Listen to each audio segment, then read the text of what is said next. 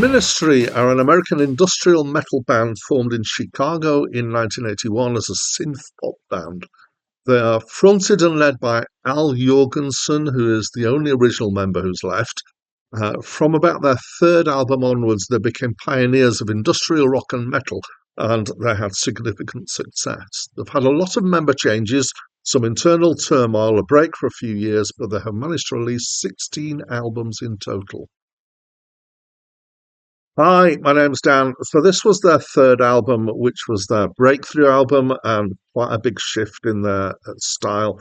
And it's my first time listening to this album, but I have come across them before. So the name of the album is the motto, was at the time, the motto of a town's Tisdale, Saskatchewan, which you might think is a strange motto for a town to have. Until you realise that the reference to rape here is for rapeseed, the crop rape, where you get rapeseed oil from. Um, and I would describe this album as industrial metal, mostly, I think, because other people have done so, and I have no particular reason to disagree with that. But let's try and do some description of that. So it's got a very electronic sound.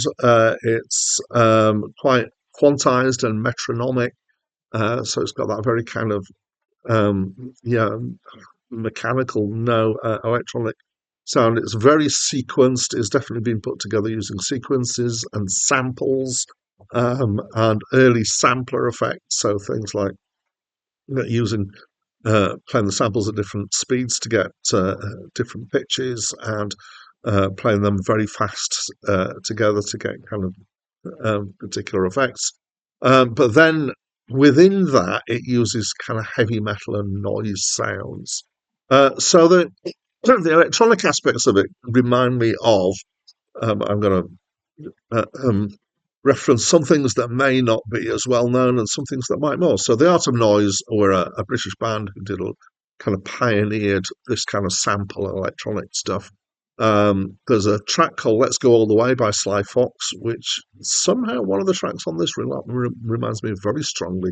But it's got that kind of sequence sample sound. And there was a track by a band called Zig Zig Sputnik called Love Missile F-111, which was notorious at the time, but had it's particularly focusing on these electronic effects using samples to kind of instead of echoes and things like that. But compared to all these things, it's just basically heavier. It's a lot heavier. It's got heavy guitars. It's got a lot of stuff going on, and it's got kind of denseness and heaviness to the whole thing. I would describe the tracks on here as being more tracks than songs. There are bits of singing, there are bits of shouting and distorted vocals, but they don't really have the structures that you might expect for songs. More of a kind of maybe dance track is probably not the right word for it, but track structure anyway. And as well as these vocals, there's speech clips and so on, all sorts of bizarre things thrown into the mix. Very busy. There's some nice grooves and feels to it. It's quite a rush.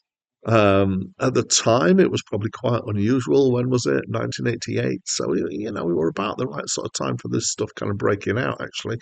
I think it still feels a bit unusual, but it does feel a bit like a product of the time.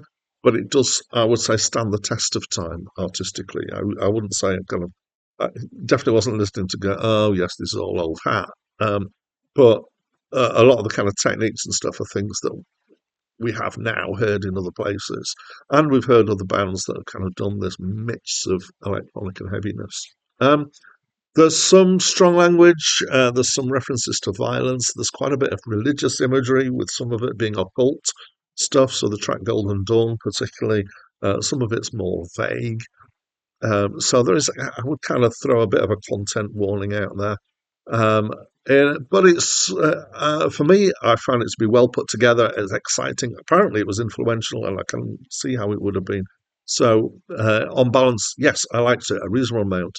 So that's what I think. As always, I'd love to know what you think of this album. So please do share by leaving some thoughts in the comments down there. And that's it from me for now. been found guilty of commerce with the devil.